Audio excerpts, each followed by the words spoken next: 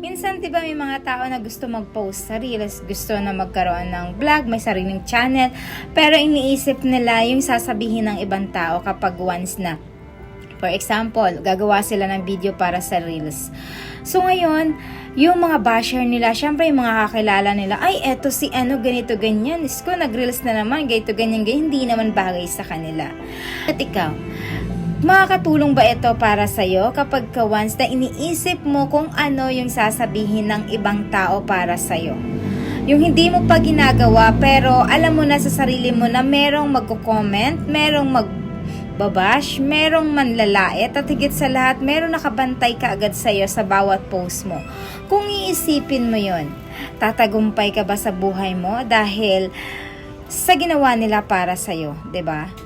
Kung iisipin mo yung sasabihin sa'yo ng ibang tao, so ibig sabihin, talunan ka. Kasi, hindi mo palang